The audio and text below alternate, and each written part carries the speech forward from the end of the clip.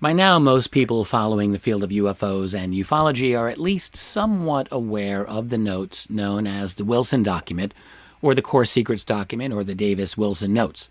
These are 13 pages of typed notes written by Dr. Eric Davis in 2002 when he was a member of the National Institute of Discovery Science, that's NIDS, owned and managed by billionaire Robert Bigelow. Davis had met privately with a recently retired admiral named Thomas R. Wilson. Wilson had recently been head of the Defense Intelligence Agency, that's the DIA, and head of intelligence for the Joint Chiefs of Staff. Davis met Wilson in order to talk with him about something very interesting that had happened 5 years earlier in 1997. Back then, Wilson had a meeting with UFO researcher Stephen Greer, along with Apollo astronaut Edgar Mitchell, Navy Commander Will Miller, and others, where they discussed UFOs, UFO crash retrievals, and the existence of black budget programs to study the acquired technology. Really amazing stuff. Wilson very clearly was interested in this information, and by an account given later by Dr. Greer and Commander Miller, he continued to extend the meeting beyond their original allotment. The meeting isn't in dispute any longer. We know it happened. What followed the meeting has been disputed by a very few skeptical researchers, but is increasingly being supported by more and more evidence. And that is that Wilson made his own attempt to locate such a program, and within 2 months was in a meeting with the three so-called gatekeepers of at least one of the programs. This was for a private contractor that was indeed attempting to reverse engineer an alien spacecraft. Wilson learned that much, but little more, as he was denied access to the program. He didn't have a need to know, despite his position in the intelligence community. Well, Wilson was angry about this, but he couldn't really do anything about it. But word got back through Miller to Greer and Mitchell, and then from Mitchell to his friends and colleagues at NIDS. And for 5 years, those individuals had the bare bones of the story. But in October 2002, now that Wilson was retired from government service, they saw an opportunity to send one of their own, that is Eric Davis, to meet with Wilson to find out more detail. And essentially, they hit a home run. Davis met with Wilson and wrote down detailed notes of their conversation. Well, in 2006, one of the members of this closely knit group showed me a couple of pages of these notes, while giving me a small amount of background information as well. I read the part of the transcript in which Wilson described to Davis that he learned the technology that the group was working on was, quote, not made by man, not by human hands. I never forgot that. Over the years, I discussed what I could of that document, of what I knew, but I'd never revealed the name of the man who showed it to me. 13 years went by, and in the spring of 2019, the full 13 pages of notes by Davis had leaked out following the death of Edgar Mitchell. And Mitchell had died in 2016. It took a couple of years for this to come out. The notes, a copy of Davis's notes, were in the papers of Edgar Mitchell in his estate, and that is how they eventually got out. Since they appeared, many researchers in the UFO field have taken sides on the authenticity of these notes. For me, there's never been a doubt. I know they are real. I've done my best to explain why without giving up any identities, and I think I've been pretty emphatic about it. But in fact, there's a wealth of detail in these notes that makes it clear that they are authentic. This is not some type of MJ-12 disinfo campaign, as a few people who are unwilling to do any digging have argued, or unwilling to put the information together. They take Davis's no comment and Wilson's denial at face value, and not once do they bother to explain who and how these notes were allegedly hoaxed. What's funny in all of this is that Davis quite recently stated that the notes came from the estate of Dr. Mitchell. In other words, he validated them. What more do people want? Another person very close to the individuals connected to this document is journalist George Knapp, who also recently went on the record to state his position that the notes are clearly authentic. And I'll just add that a full year ago, I spoke privately with George about these notes, and it was obvious then that he knew they were the real deal. But as for the denial by Wilson and the hedging by people like Davis and Miller, it's obvious that the parties involved and the parties named in this document feel very constrained about discussing it publicly, and that should surprise no one. Well, in any case, there have been a number of researchers who have been studying these notes in detail. And one of particular interest is an anonymous individual known as Mr. X. Now, this person, who in fact is very well known to me, wants anonymity, and in my view, this is perfectly reasonable. He can see as well as anyone how toxified much of the culture of ufology has become, and I personally don't blame him for wanting his privacy. What matters is his research, what he has to say. A few months ago, Mr. X did a 3-hour interview on the Wilson documents for the YouTube channel Project Unity. It's a really good interview, and I highly recommend it. I have the link for that below. For my part, I've communicated regularly with Mr. X, and I invited him to talk about the Wilson documents with me, but I wanted him to do it originally in a shorter format, and my reasoning was that, well, there's a time and a place for a deep dive, and there's also a time and a place for a very strong overview. I figured he did the deep dive. Now let's do a more concise introduction for people who haven't really examined the notes yet. Well, to say the least, that is not what happened. My guest simply had too much to offer.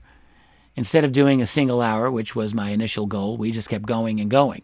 Not 1 hour, not 2 hours, not even 3 hours. We went for 5 hours, diving deep into these notes and to many, many other things closely connected to those notes. At some point pretty early on, I just threw in the towel and I figured, well, we're going to do this as thoroughly as my guest wants to, and that is that. Along the way, there's a lot of good conversation and interaction on this subject and a whole lot of information. Toward the end, you can tell that I've started to lose my voice in the whole thing, but we just kept going. I doubt that every listener will be tempted to go the full 5 hours, but I do suspect that a number of you will. Once you realize the significance of these notes, well, there's going to be many of you that will want to hear all of what follows. Hey, there's always 1.25 or 1.5 speed if you're in a hurry. Don't go too fast, though, or you might miss something important. Now, I prepare all of my videos for YouTube, and I'm not a video expert by any means, and I don't have any people helping me with this, which means that in this case, adding images was just too much for me to do. It is, however, a good idea to read along at times when we're discussing these notes, so I have included a link with this video so that you can follow along while you listen. I do agree that having the notes embedded in the video would have been preferable, but this has got to be the way it is in this instance. The notes are undoubtedly available in many places at this point, but I've linked them to my own website where I published them back in June of 2019. The implications of these notes are profound. No, they aren't a formal U.S. government document, but they are from a personal conversation meant only for a small group of people, and that conversation describes how a U.S. Navy admiral who is a high-level leader of the intelligence community tried and failed to gain access to a UFO-related program, one that was concerned with studying and replicating alien technology. Well, that's big enough. But what's more is that a detailed analysis of these notes makes it clear that 99.9% of the control over this program appears to be beyond the formal machinery of the U.S. government. Instead, it's dominated by a private defense contractor that sure appears to have more power than the senior Defense Department officials. And all of this prompts us to ask, who is working for whom? So sit back, relax, and maybe take out a pencil and a pad of paper for notes. This may be an interview, but it's also a working session for anyone interested in doing some serious research into what is, without question, the UFO leak of the century. Greetings and welcome to the Richard Dolan Show, where we fight the good fight every time we're here. Happy to be here with you. And I have a special guest that I'm rather excited to be introducing here. He doesn't have a formal name. He does have a name, but it's not known to the world. He goes simply as Mr. X. This is a gentleman that I am proud to say that I know pretty well. I've known him for quite some time. He's a brilliant analyst of the UFO phenomenon, but he reserves the right for anonymity, and I respect that, and I think that's completely legitimate on his part. He gave a very, very thorough 3+ hour interview a couple of months ago with Jay over at Project Unity. You can go check out that YouTube channel, which was a extended deep dive into what we're going to talk about here today, which is the notes by Dr. Eric Davis on his meeting with Admiral Thomas Wilson relating to the failed attempt by Admiral Wilson to get access to to a program in which apparent ET technology was being reverse engineered. Wilson at the time was just about to become head of intelligence for the Joint Chiefs of Staff and director of the DIA, the Defense Intelligence Agency. He was very high up. This has become a famous story in the field of ufology. I am part of that story, having been shown, as I've said many times, 2 pages of this document way back in 2006. I have still not given up the identity of the man who showed me those documents, but I have said time and again, he was exactly the right person in the exact correct position to be able to do that for me. In any case, our guest, Mr. X, has done an analysis of this 13-page document that I think is better than that done by anyone else that's out there right now. And so we're going to do hopefully a somewhat more concise breakdown of this document, making it a little bit more approachable for folks to understand just why this is important, the whole background, what we're dealing with here. So, Mr. X, thank you and welcome to the program. Oh, I'm so glad to be here with you, Richard. It's my pleasure as well, and I think a lot of listeners are looking forward to this. So I'm going to hand this over to you. I gave a brief little back. Actually, if you don't mind, allow me to give a very, very quick explanation as to why many of us think this document's important. Do you mind if I do that? Oh, go ahead, please. All right, very quickly, and then I want you to jump in. So as a story that has largely, this part has all been confirmed, which is that in 1997, Stephen Greer, along with a number of other individuals, you can get into the details, Mr. X, was able to have an audience with Admiral Thomas Wilson and other individuals present, including Wilson's boss, we'll get into that, in which he spoke about black budget programs relating to ET technology. That was something that was done. Greer was accompanied by Apollo 14 astronaut Edgar Mitchell, as well as Navy Commander Willard Miller, a very important part in all this. After the meeting, from what we believe happened, Miller stayed behind, spoke to his colleague, Admiral Wilson, for a couple of hours, by which they talked about things like UFOs, MJ-12, and much more. And Wilson then went on a 2-month journey, essentially, to find this program, actually found several of them, and in the one in particular that he tried to get access to was denied and was essentially told, you do not have a need to know. He said, well, I'll complain up the chain of command. They said, fine, be our guest, chain, complain all you want. It won't get you anywhere. Wilson did, and he was threatened with his career. He was very angry about it. And shortly after that, did become head of the DIA and head of intelligence for the Joint Chiefs of Staff. This is 1997.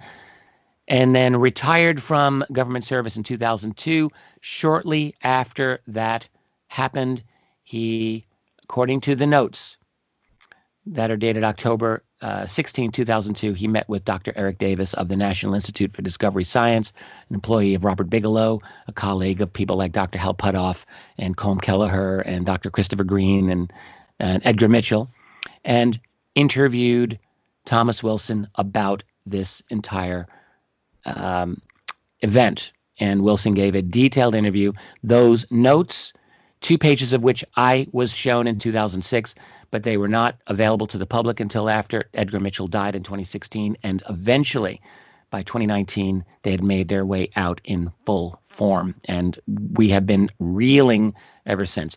So that's the basic story of the Wilson document.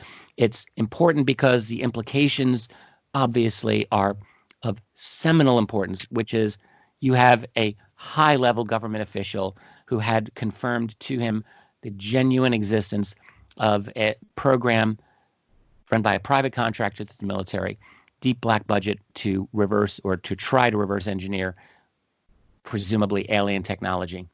And he was denied access. So that's the basic story. Huge implications. Now, Mr. X, thank you for your patience. Please take it away.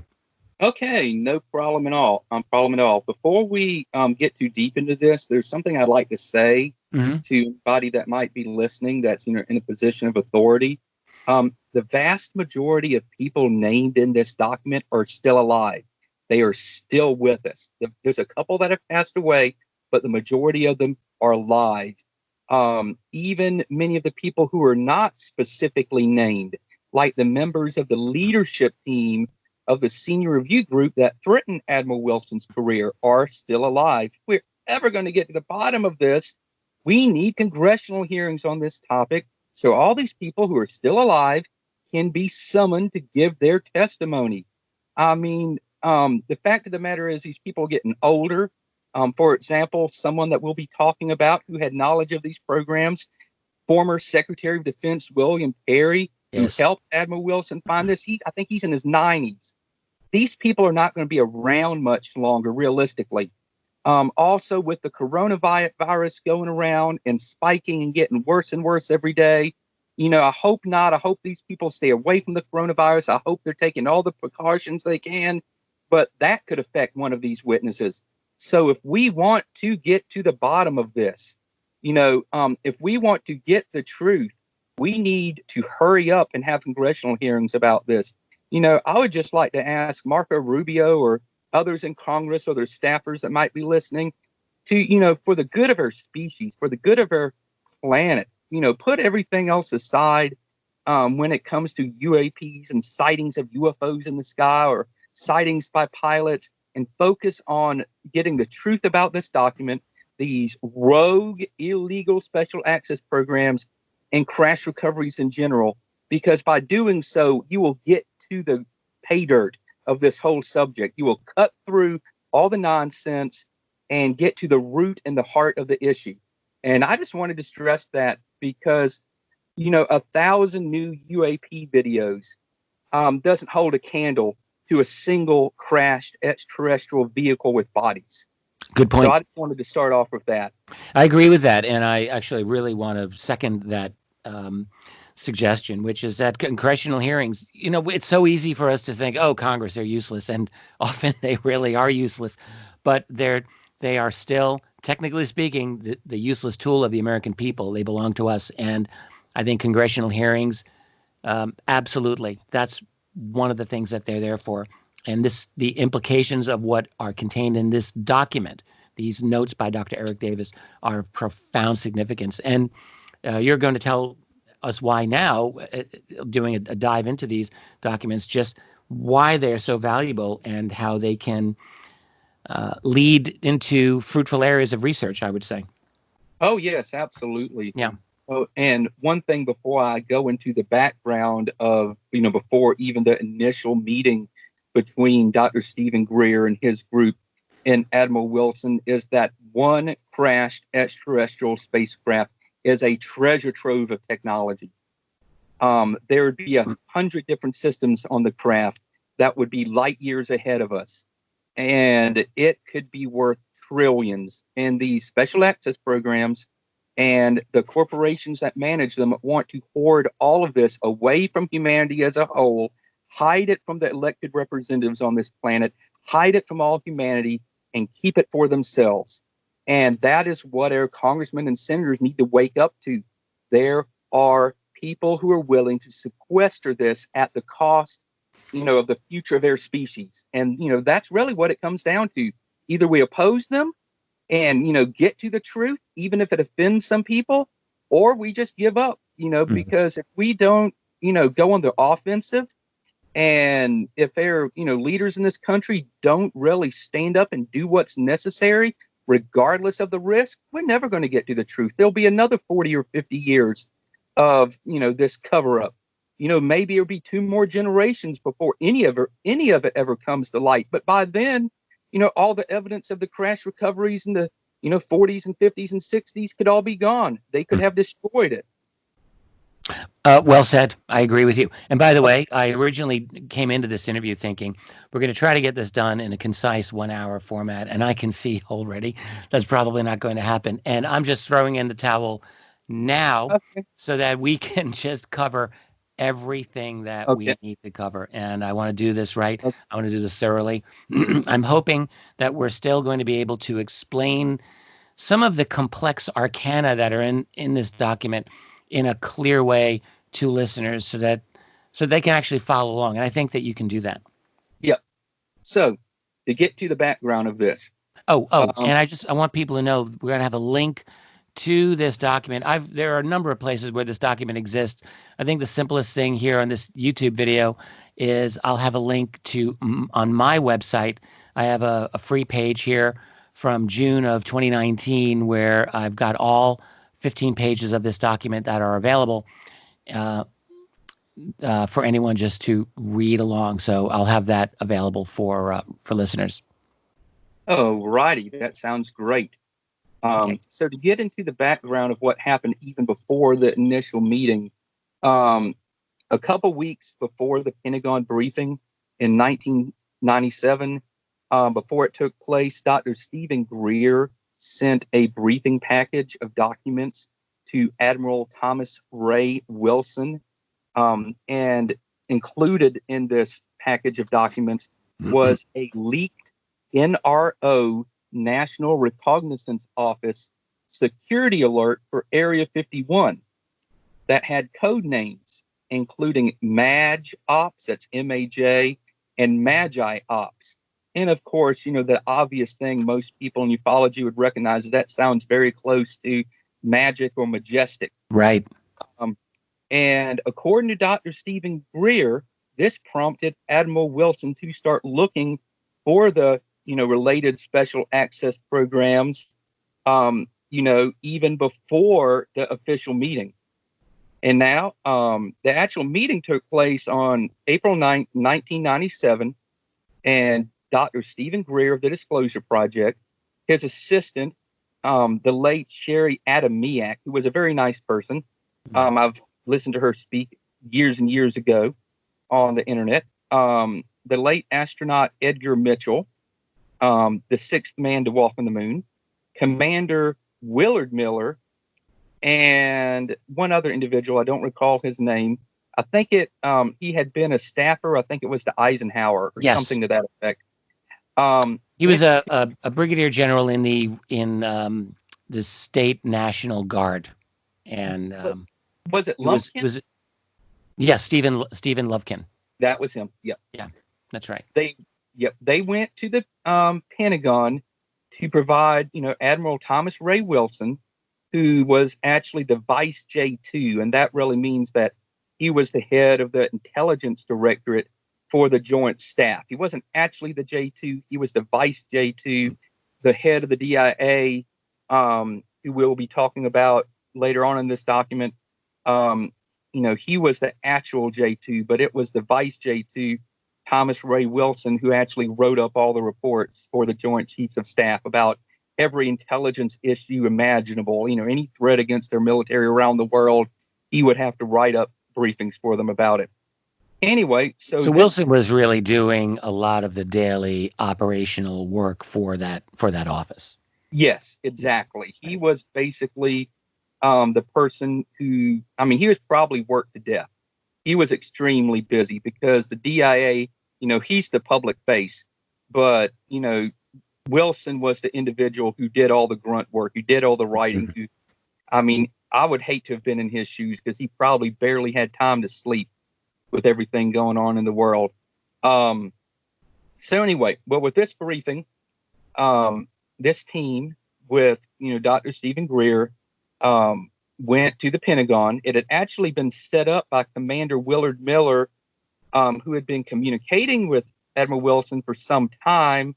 And if you go online to ufojoe.net, you can find a letter that he sent Admiral Wilson in 1995, offering him a briefing about the UFO topic. So it proves that Admiral Wilson did indeed have an interest in this. We can just add, this is really important because this is only something that was uncovered recently. Person who found it was on Stephen Greer's website, but it was kind of unknown. People were not talking about it until James Ian Dolan, who's another of these researchers diving into this. He found it. It was in a very kind of a fuzzy but ultimately readable condition, and Juliana Marinkovic did the legwork of making a little more clear for everyone to see. But it's very obvious that he did a very thorough, accurate job of it, and it simply proves, this is really important here, that Wilson and Miller had at least 2 years of history of talking about UFOs, because in this letter by Miller, he's referencing people like Philip Corso Jr., and he's referencing UFOs and Stephen Greer's, all of his UFO reference in the letter. So when Wilson said to me personally, I spoke to Wilson back in 2006, and he said to other people as well that he had no interest in UFOs, and that the only reason he agreed to the meeting was because of the stature of astronaut Edgar Mitchell. That's absolutely not true. That is absolutely not true. And we have to just make that. This is not to impugn Admiral Wilson's character at all, but it is simply to point out that that denial is clearly, measurably not true. Oh, absolutely. It's not true. It's a total farce. It's, doesn't match with the reality that we know from the facts in front of us. But to go on, Dr. Greer, he was the one to actually give the stand-up official briefing to Admiral Wilson. It was actually a modified version of a presentation he had previously made for CIA Director James Woolsey. And there's evidence, that Dr. Greer did indeed have a meeting with James Woolsey. And basically the presentation, was about UFOs, crash recovery, special access programs, reverse engineering, I should say successful reverse engineering of UFO technology. And it was so compelling, the length of the meeting was extended. According to Dr. Stephen Greer, it was extended, and that Admiral Wilson actually canceled a couple additional appointments because he wanted, to hear more. So that shows that he had more than just a, very vague interest in this. He was really serious about learning what was going on. It's worth mentioning, you probably would be getting to this anyway, but before this whole thing blew up in 2019 when the document leaked out, a lot of us were talking about the briefing. I talked about it because I learned about it in 2006, but Greer and Miller talked about it in a variety of venues and interviews, one of which is available on YouTube. I think, is it from 2013, I believe, around that time. And they're talking to each other about that very meeting, not in the context of Eric Davis's notes, but they said, yeah, the meeting happened, and Wilson was very, very interested. Oh, absolutely. I've seen that video. It's very good. I would urge people to look it up. But Dr. Stephen Greer has also given some more recent interviews where, not with Miller, in the same interview, but where Dr. Greer basically, gives his account of the meeting and everything that happened and everything that transpired. One thing he said with Jimmy Church on Fade to Black Radio, I think this was from an interview last year, not that long after these documents leaked. He actually, Dr. Stephen Greer, and I believe him, that he said Admiral Wilson actually gave him a green light to go ahead with the disclosure project and to try and expose these illicit black programs. And he gave a quote that Admiral Wilson said, now this is according to Stephen Greer, that Admiral Wilson said, if you have the ability to pull that together, meaning the disclosure project and all these efforts to get to the truth, you have my blessing, do it. Mm-hmm. So he wanted the truth to come out about this. I happen to agree with you in that this is likely.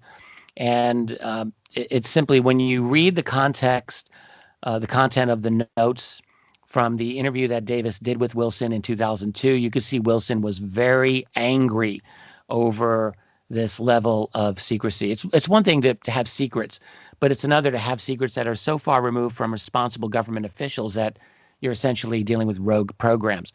And then the other is, I imagine we will get to, which is the recent revelation from a gentleman named Dr. Bob McGuire, who actually had access to seeing a letter by Wilson written, signed, actually, not just an email, signed by Admiral Wilson from either late '04 or early '05. Are you going to talk about that later? Oh, yes, absolutely. I'm going to talk about that. And it was not an email. It was actually a letter transported from what he could tell by a secure courier to the recipient. And we will get to that because it's very important, because he claims, and Bob McGuire is an extremely credible individual with an amazing career. He's a brilliant man. He has had extensive dealings with the Department of Defense, with various intelligence agencies. He is extremely credible, and he would not make something like this up. There's no possible way. And I will talk about it more in detail in a little bit, because I actually have permission from him to share a couple small additional nuggets about it that fantastic not revealed publicly yet, but we will be revealing tonight. And what I was just going to say is that that letter he saw is additional evidence that Admiral Wilson, even after his meeting with Eric Davis, still had an interest in these programs. So let's try to move on, because we're going to be getting to all of that. Good. So back to the meeting in the Pentagon with Dr. Stephen Greer, Edgar Mitchell, Sherry Adamak, Miller, and the whole team. Now, what's very interesting about that meeting, although this is not specifically indicated in the Eric Davis notes or the Admiral Wilson document that we're talking about, is that this is according to Stephen Greer and Miller, that one of Admiral Thomas Wilson's staffers informed them during the Pentagon meeting that they had already discovered Majestic 12. That's right, that already discovered Majestic 12 was real, using the information from the leaked National Reconnaissance Office. Remember the one that listed Maj Ops and Magi Ops? And this document is available if you go to Dr. Greer's Sirius Project website. There's a link where you can see a bunch of different documents of evidence, and it's on there. It should be titled something like NRO Memo. And you'll read it where it lists Maj and Magi as, program names at Area 51. And at the Pentagon briefing, this aide or staffer that worked for Admiral Wilson told them that they had found Majestic 12, and when they asked, for information, they were told the Joint Chiefs of Staff do not have a need to know. And so, to me, I find that an extremely terrifying statement, that there's an organization that believes that the decision makers for the military, the Joint Chiefs of Staff, do not have a right to know about extraterrestrial species in godlike vehicles zipping around the atmosphere of our planet. That is terrifying, because they are the ones who would have the greatest need to know.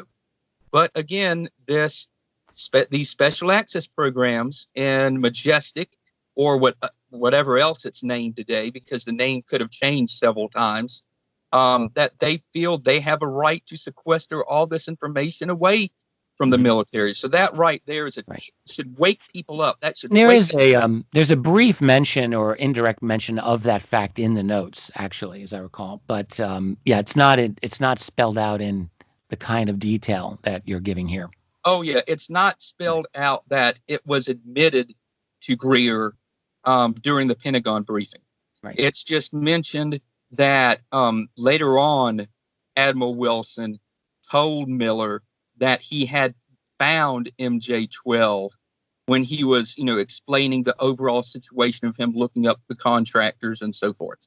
Yeah. So basically now I think we need to move on to the provenance of this document. Yes. This is a real document. It was legally acquired from the files of the late astronaut Edgar Mitchell, who was the sixth man to walk on the moon.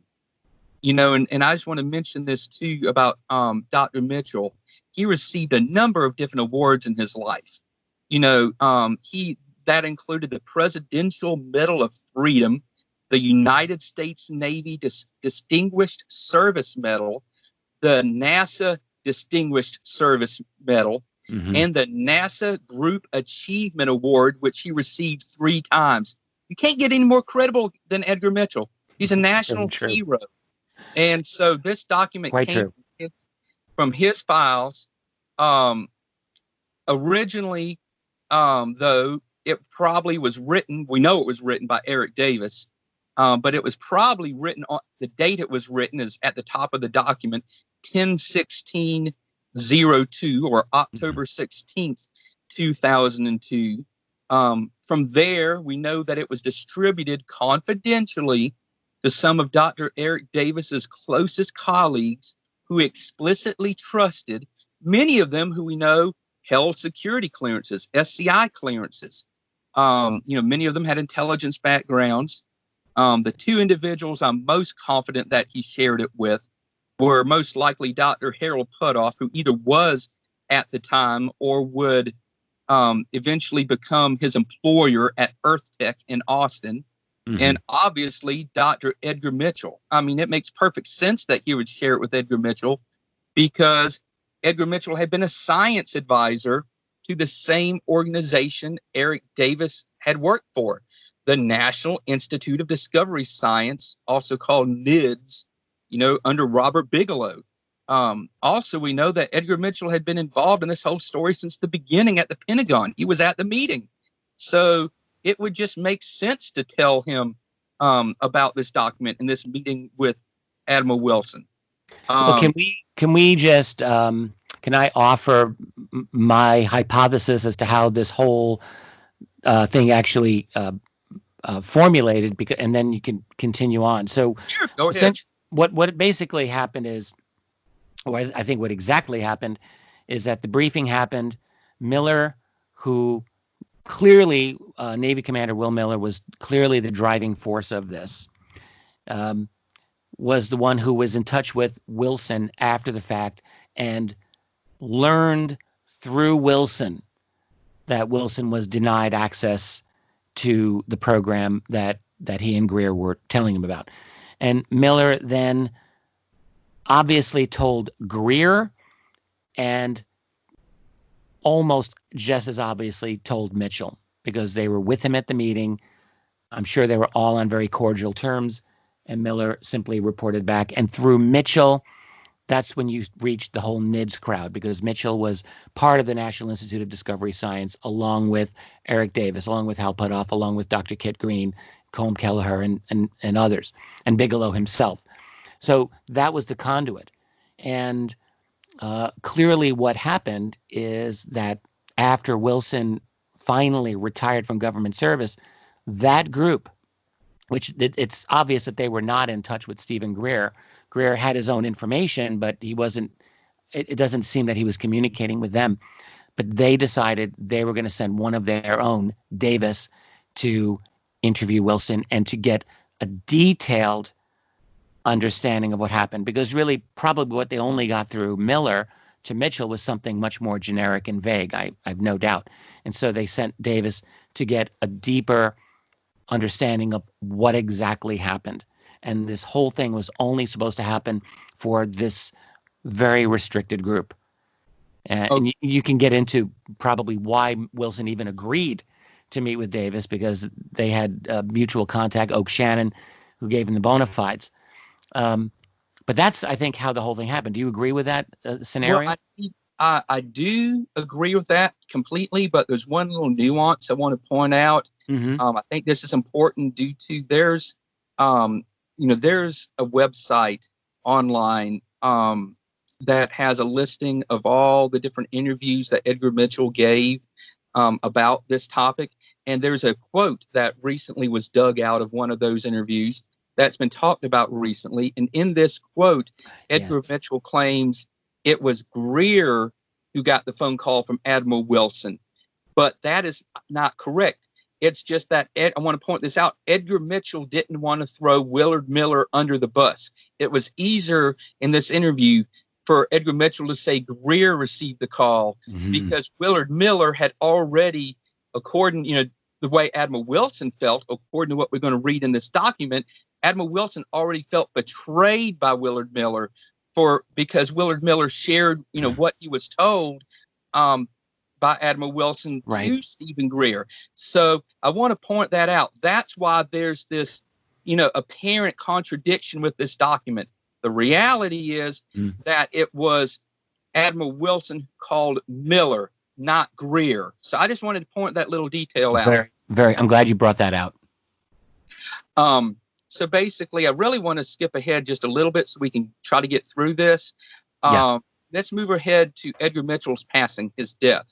He died on February 4th, 2016, at the age of 85. This was many years after the meeting with Admiral Wilson and Eric Davis. And after he died, a very close friend of his acquired the documents legally from the family. They were not stolen. They were not, taken without the permission. They were legally acquired from the family. I'd like to state here that this individual, for the time, wishes to remain anonymous, but I want to say that he's a true hero. He really did something wonderful by having the foresight to save these files.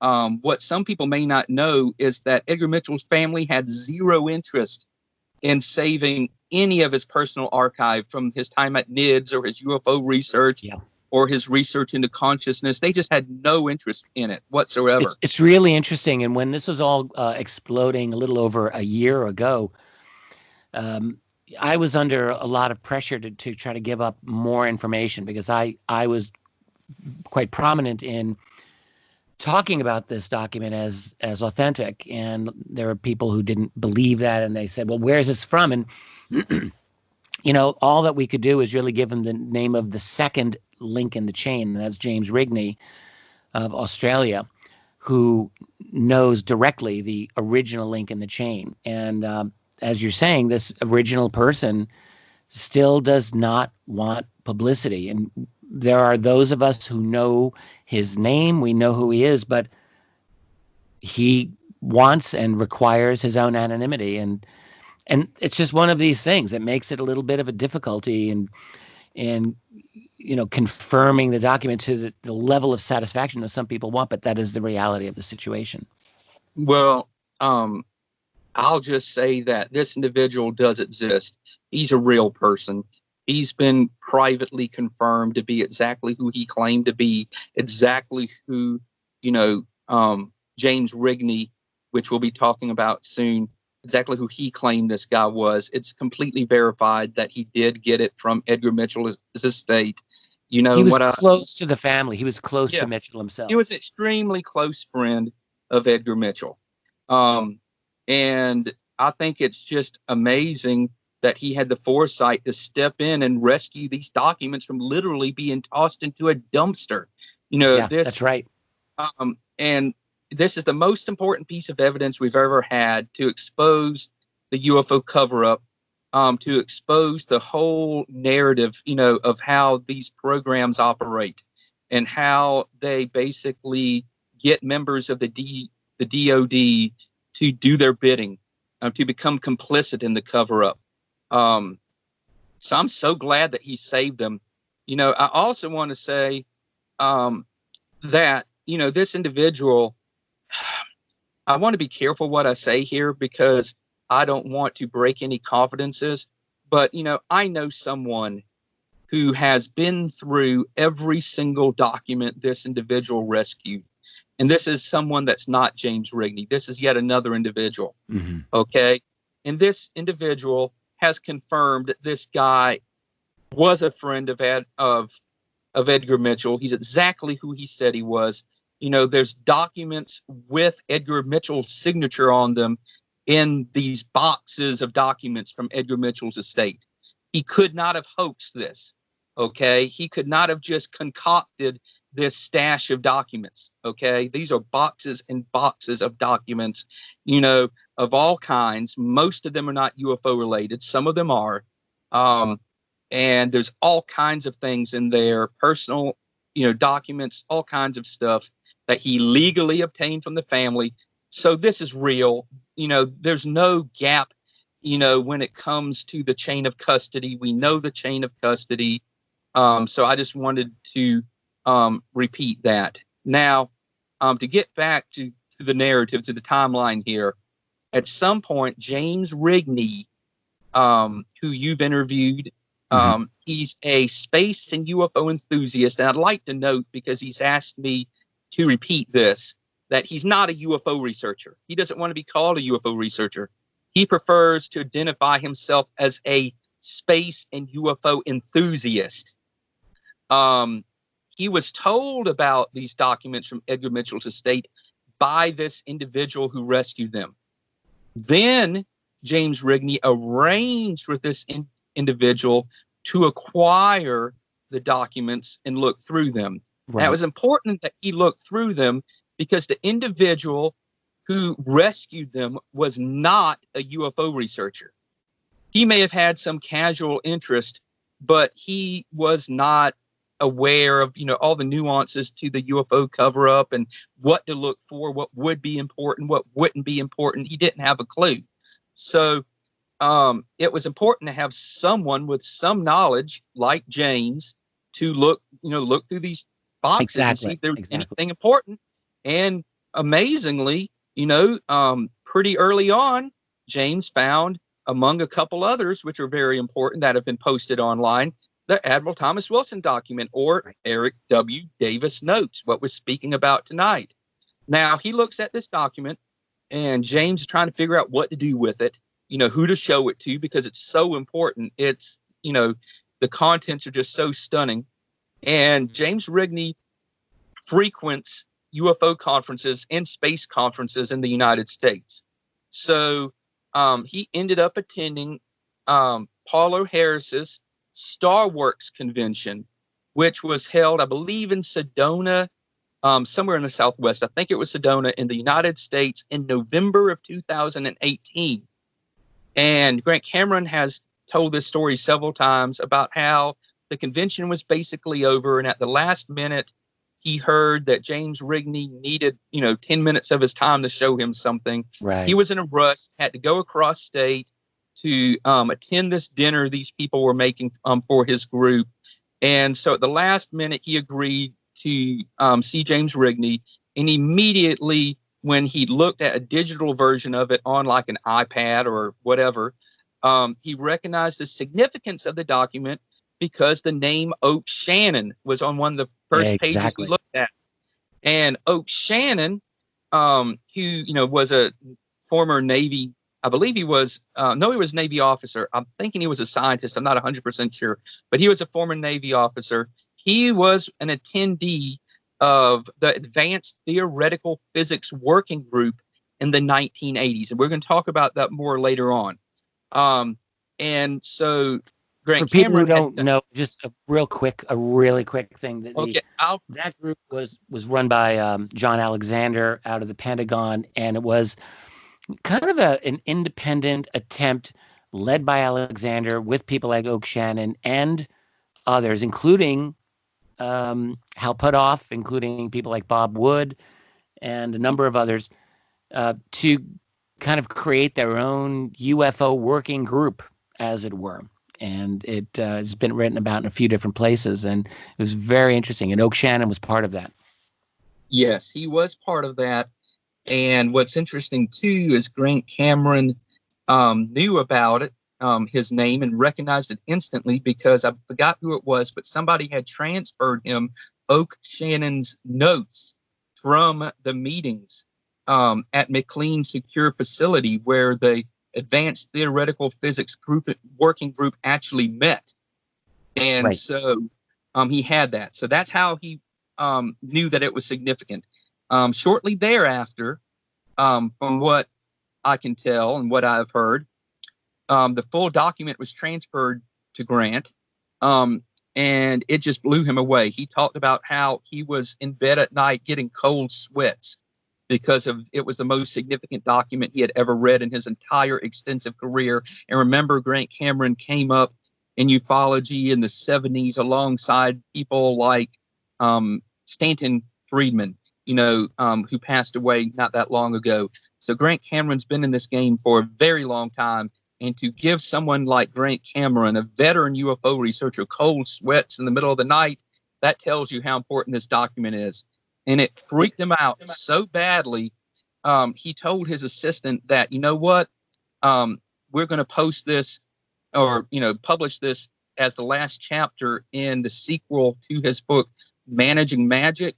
But he was going to publish it with every last name in the document redacted, blacked out. So it would have been nothing like what we have today. It would have been basically castrated, is what I would call the version that he would have published. But he ended up, hesitating even doing that because he had a lot of concerns. He knew some of these people in the document that are mentioned. And he was afraid that, he didn't want to throw him under the bus, so to speak. That term is used a lot, that phrase. And so he hesitated, but he was privately giving it out to a few people. He mentions he does not name the individual, but he privately gave it to a Department of Defense contact that he was speaking to. And he also at some point distributed it to a couple of the young guns, so to speak, of ufology. That's a term he came up with for some of the younger members of the UFO community. And so basically time went by and he had been talking about it, hinting at the document in his YouTube videos and his lectures. But at some point, and Grant Cameron believes that he knows who did this, the document, the Admiral Wilson document, was posted to an image hosting website. And then the link to that image hosting website was posted on Reddit by, an anonymous individual. And it sat there for weeks, maybe even over a month, just completely unnoticed by the UFO community until its presence was eventually announced on Twitter. And then all of a sudden, everything started happening. And then the discussions just started raging. And so that's basically the chain of custody and how the UFO community got this document. Right. So you have any questions before I move on? No. I'm glad that you were able to do that and explain it the way that you did. The Twitter feed, actually, I wasn't aware that it was circulating on Twitter till much later, but I caught it in one of the email threads that come to my mailbox, and I could see that people were now talking about it. This was, I guess, June. I wrote my first piece on it June 9th, and I think that had to be the day because I remembered thinking once this is out, because I had been shown this leak, not through the Reddit link, but through the Imager site. Yeah. You can't really do searches on that. It doesn't work like that. So someone had sent me an anonymous Proton Mail email that just all that it had was the leak, and that was in April of 2019. So actually I had access to it for about a month and a half before it leaked out to the world. And like Grant, I was really thinking to myself, how do I do this? I don't know how Grant might never have leaked it out. I think, we talked about it a couple of times during that period, and his remark was, well, now you're in the same box I've been in. But I had no intention of staying in that box indefinitely. And I can just say my intention was that document was going to come out one way or another. I just didn't want to be the one to do it. I really didn't, because there were people in there that I knew, and I, like Grant, didn't want to throw them under the bus. But I also thought if no one else is going to publicize this, then I will do it. Like, I was determined. I just didn't have a deadline set, but I know that I would have done it. But then I didn't have to. It was already leaked out, and then I did a YouTube video on it, and that actually really got the publicity on that going for the first time. Yep, absolutely. That's what happened. Yeah, I remember that video you made, and that really started even more discussion about this document. Right. And I really want to start talking for a few minutes on the authenticity of this document. Simply put, this document is real. It's not fake. It's not a movie script. It's not something Eric Davis wrote up, out of his, imagination to impress his colleagues. No, it's a real document. And for anyone to say otherwise is just beyond absurd. I mean, I'll be blunt with that. It's stupidity to try and deny the reality of this. I have to agree completely with you here, and I'm not going to get into any names at this point. I don't want to start having fights with some of these obstinate skeptics about the document, but one of them I was speaking to privately who said to me, well, I think Davis did write it, but I think he was just making up a story. And I used some colorful language in this private conversation, but I said, are you out of your ever-loving mind?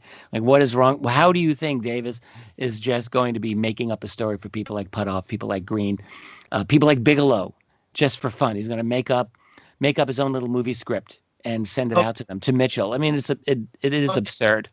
But Dr. Eric Davis has given an account of his time at Skinwalker Ranch, and he talked about his interactions with Bigelow.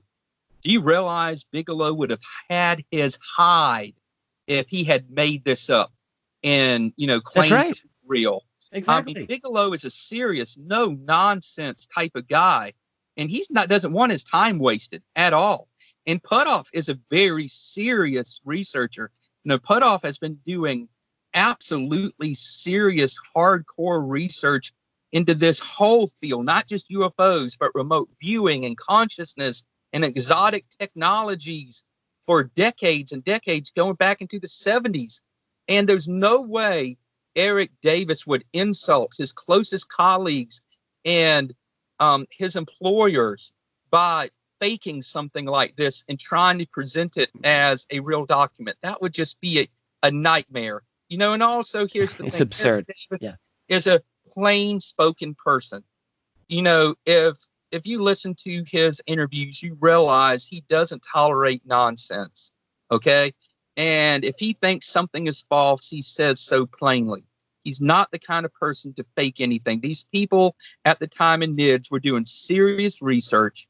They were striving hard to get down to what's called ground truth, to get through all the noise, to get through all the speculation, and find out what the truth was about this phenomenon.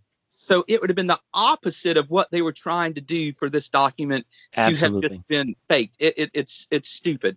But the next reason I want to say why this document, we just know it's authentic, is because, no one in any of these groups, NIDS to the Stars Academy, are denying the reality of this document, not even Eric Davis. There have been several oddly worded non-denials that have been issued by these individuals. And they're obviously intended to confirm that it's real just because of how awkwardly they're worded. I mean, they're beyond bizarre, in my opinion. So, that confirms it. I mean, they're not really even denials. There's people on the internet now that are saying, well, the UFO community gets a denial and they consider it a confirmation. Well, these are not denials. A denial is, no, it's a piece of bunk. It's not real. It's fake. Move on, you moron. No, these are not what these people are saying. It's very carefully crafted statements, usually reminding the UFO community that they retain security clearances and that there are consequences for discussing classified information that can contain core secrets. So these are not just denials. They are carefully crafted statements that basically confirm, it's their way of saying, yes, it's real, without actually using those words and potentially putting their security clearances at risk. Absolutely. But also, they are actually leaking out some statements that are very, very interesting, leaking them out accidentally, I believe. For example, I just want to say that, during a talk titled DOD Unidentified Aerial Phenomenon, the backstory, the forward story that Harold Puthoff gave at Berkeley Springs Transition Talks on February 8th, 2020, after this long lecture near the end of an extensive series of questions and answers. He was asked about the, Admiral Wilson document, and you could tell he was exhausted on the stage. He's not a young man. He had been standing for a long time. It was a huge crowd. And he had given an excellent presentation that required a lot of focus. So obviously he was a little fatigued. which I would have been fatigued, but he made this statement in response to a question about the Admiral Wilson document. So I'm quoting now, Harold Putoff. That is a question about the Wilson documents. They probably got leaked on the internet.